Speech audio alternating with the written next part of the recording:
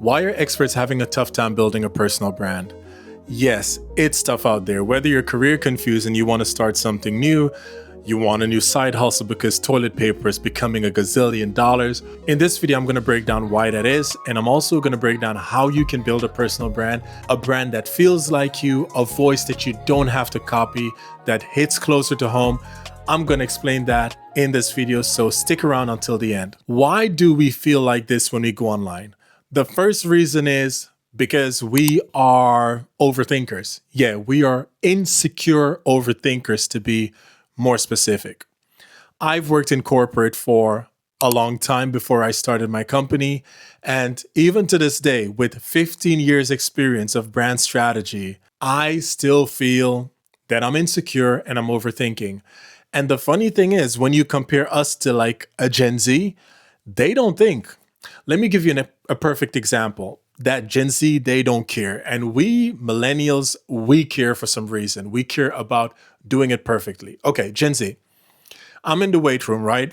And I'm lifting my weights. And I look in the mirror and I see this dude standing behind me. He's about 20-ish years old, wearing dark shades, like in the gym, skinny as hell, mind you not. Like he's not big built, just skinny as hell, wearing a tank top.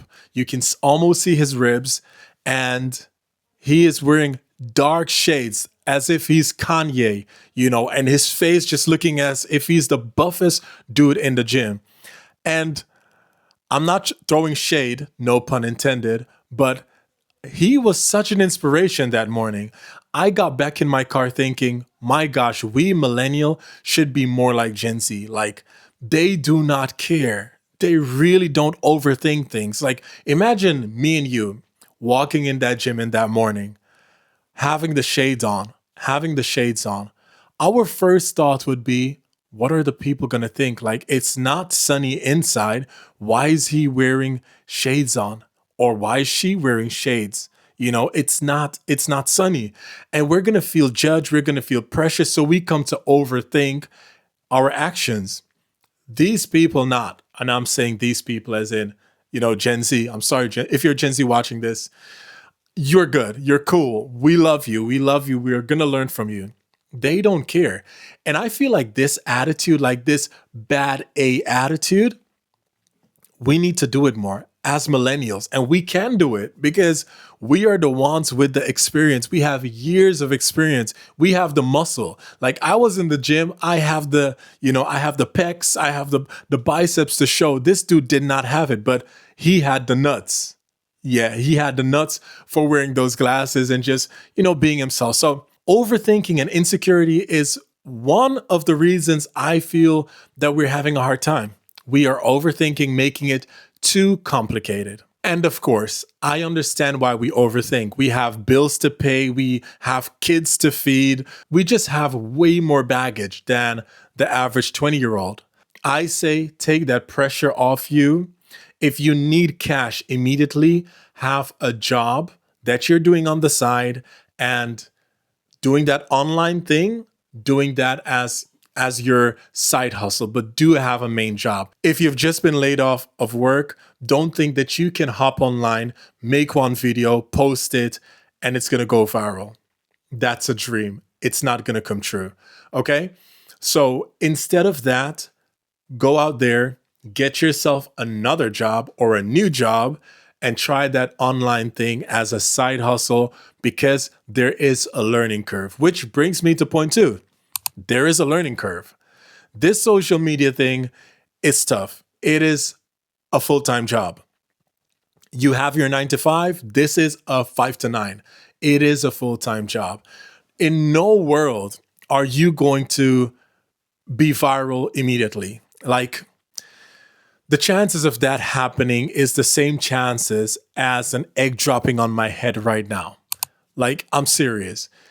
It is almost impossible, right? So You have to learn. Like, you have to learn. You need to acquire the correct skills. You need to learn how to edit. You need to learn how to communicate on camera. You need to learn how to show up on camera. You need to learn how to speak with cadence. You need to learn how to speak with conviction. There are just so many things that have to do with communication alone, let alone the technical side of putting up a video or putting up a piece of content. We get the fancy Instagram American dream success stories, but 9 out of 10 of those are just show. It's not real. It's them acting as if it's real. It's someone renting a Lamborghini saying it's theirs. Another reason why we're having a hard time is that we compare ourselves. We fall into that comparison trap, and it is very easy to fall into that trap, especially with Instagram and TikTok. We see people succeeding. We see people winning, and we look at this, and instead of seeing them winning, we look at them and we see ourselves, and we imagine, what if this was me? What if I had that Lambo? What if I had that house? What if I had this bag of cash? We see ourselves in them, not understanding that this is all cap. It's all for the show.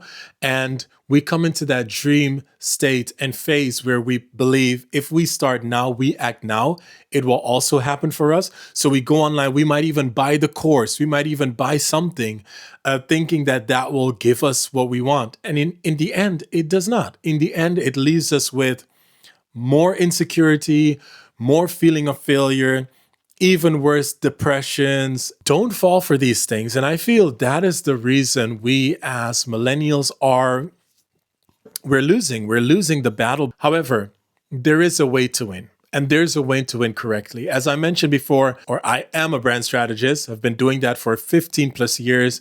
And I myself am building online in public. I've been online for about a couple of years now, different platforms, because I've been going back and forth trying to find my voice online, even though I have an image, a face offline, which is my main job. But my online thing is me building in public. So this is the right moment to say, if you want to support someone building in public, hit that subscribe button, hit that like button, definitely leave a comment if there's anything you want to learn. But I'm basically like you. I'm building in public. I'm learning in public. I'm learning online. It doesn't mean that I don't have the experience, but online, I'm telling you, it's a whole different animal.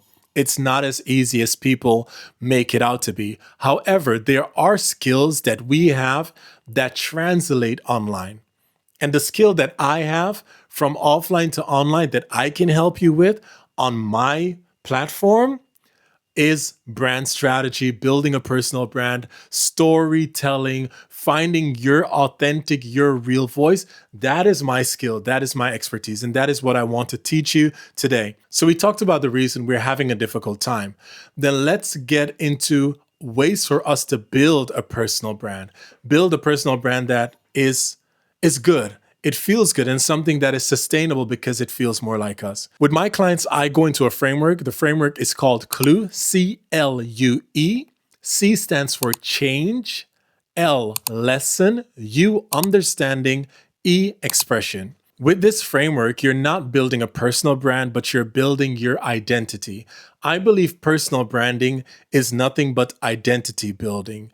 This means that the way we want others to see us, that is what we're building. We're building something that is already inside of us, and we want to bring that from the inside out to show the real us that feels like us. And those who agree with that, so our tribe, you always hear people say, find your tribe. If your tribe connects with that, what is in you, that's when you can build your community, your personal brand will become clear, and that is when you start winning. And if you think of your favorite creator right now online, the reason you vibe with them is because you have the same insight, you have the same belief, you have the same, you have some type of connection with them. But if we cannot find our connection that is in here, if we can't find our own, how can we expect to win? If we're making content without knowing who we are, how can we make content? We can't. So I always say, do the inner work first, and then the outer work will happen. Okay, so clue, you have that down, write it down, clue. Imagine a big circle, that is your life, okay? In your life, there are moments. Imagine these moments within that big life, smaller circles. So there's smaller circles in your life. Take one of those moments. Those are moments that changed something in your life. It could be a graduation. It could be buying your new house, your first car, hearing your babies cry for the first time. It could be anything. It could be something light. It could be something dark. It could be a divorce. That's something dark. It could be abuse. That is something dark. So moments in your life that changed you. From these moments, I want you to take out lessons. What did you learn from these moments? In the case of, for example, an abuse, you might learn something about yourself, something intimate. You might learn the feeling, like how does that feel to have experienced something like that, okay? From that lesson, we move down a layer deeper. So we're actually taking off layers of the onion. We go deeper. From that layer of the lesson, we go to understanding. How did this change your perspective? So how did that kind of change your perspective? What is your understanding of it? Go into that layer. For example, the case of the abuse, your understanding could be that, okay, people who have experienced such things, they are timid, they are shy, they are pulled back, they don't show their full emotion because of your experience, right? Okay, that's the understanding. What is your natural way of expressing this, feeling this emotion to people? When you have all of that, you have your identity. You have something that is yours that cannot be taken away. You have a story that cannot be taken away. My less creative people out there, my analytical, practical people, how do you use Clue? We've already established the moments, the lessons, understanding, and the way you express yourself. Okay, now that you have that, if you're posting content online, use one of those moments because these moments become your pillars. You've heard of pillars before, your content pillars. So this is how we use our pillars. We go from our stories, from our moments that changed us, and we use those as pillars in our content. In the case of yourself, it could be anything, whether it's getting your new car. You could use an example of that story, you're feeling, the moment that you're in, the way you expressed yourself in that moment. And these become your pillars. Those people who can resonate with this topic, resonate with that story, that vibe, those are the people you'll attract to your content. Everything has to do with you. The way we express ourselves, it comes from the inside out. The reason I talk about removing your mask, being your true self, building your identity first, has everything to do with a moment in my life where I lost my identity and I realized how important identity is for the individual. And that's exactly what you need. And the reason why you need this is because when it comes from inside out, you don't get bored. You are telling a part of your story over and over and over again until people know what you stand for. They know what sets you apart. Then you start standing out in the crowd. And that's when you can become you, and that's when you can build a brand that is you. If you have any questions about this or you want to learn another aspect of personal branding, identity building, storytelling, let me know in the comment section. And as I told you before, I'm still building. I'd love for you to hit that subscribe button. I'd love for you to hit like if you liked and enjoyed the video. If you had any value from this video, please let me know in the comment section. I'm KJ. I appreciate you watching this video if you made it until the end, and I'll see you in the next one. Peace.